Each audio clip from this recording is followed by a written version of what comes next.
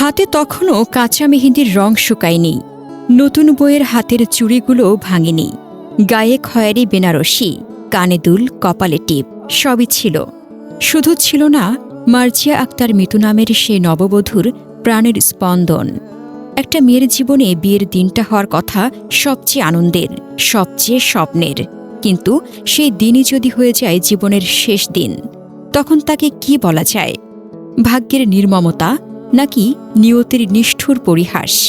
খুলনা জেলার কয়রা উপজেলার নাকশা গ্রামের ২৪ বছর বয়সী মার্জিয়া আক্তার মিতু সেদিন ছিলেন একেবারেই নতুন বউ। বৃহস্পতিবার বিয়ের সব আনুষ্ঠানিকতা শেষে বেনারসি পরে সকালেই শ্বশুরবাড়ির পথে রওনা হয়েছিলেন তিনি। তার পাশে ছিলেন নতুন স্বামী আবিদুর রহমান সাব্বির, সঙ্গে ছিল দুই পরিবারের অনেক স্বজন। মাইক্রোবাসে করে খুলনা থেকে বাগেরহাটের মংলার শ্বশুরবাড়ির দিকে ছুটছিল সেই গাড়ি।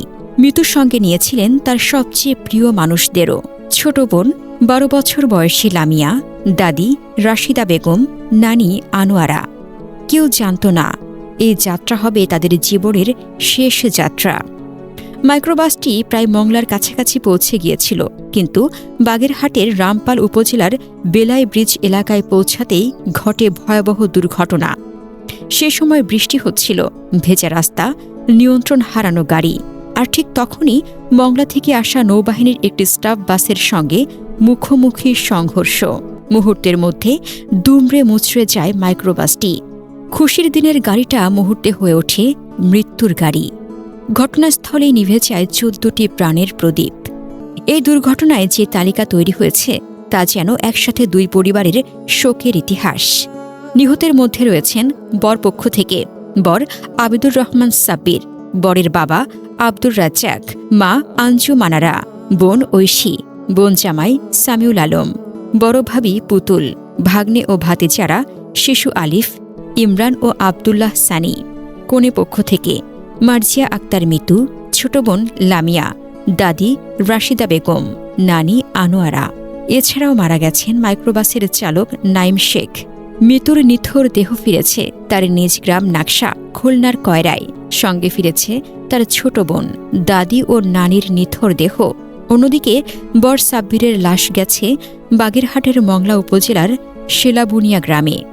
একটি বাড়িতে একসাথে এতগুলো লাশ, এ দৃশ্য সহ্য করার মতো নয়। পরিবারের সদস্যদের একসাথে হারিয়ে বাকরুদ্ধ হয়ে পড়েছেন সাব্বিরের বড় ভাই আশরাফুল আলম জনি। নিহত সাব্বিরের বাবা আব্দুর রাজ্জাক ছিলেন মংলা পৌর বিএনপির ৮ নম্বর ওয়ার্ডের সভাপতি ও এলাকায় পরিচিত সামাজিক মানুষ। খবর ছড়িয়ে পড়তেই বিভিন্ন রাজনৈতিক ও সামাজিক সংগঠনের নেতাকর্মীরা ছুটে আসছেন শোকাহত পরিবারের পাশে দাঁড়াতে। এই মর্মান্তিক দুর্ঘটনায় শোক প্রকাশ করেছেন প্রধানমন্ত্রী তারেক রহমান।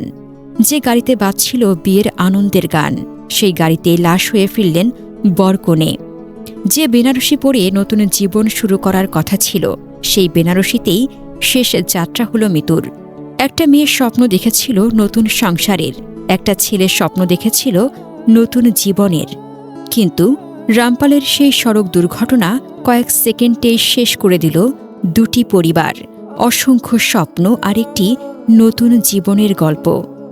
এই ঘটনায় আবার মনে করিয়ে দেয়, মানুষ পরিকল্পনা করে, স্বপ্ন দেখে, কিন্তু শেষ সিদ্ধান্তটা থাকে কেবল আল্লাহর হাতেই।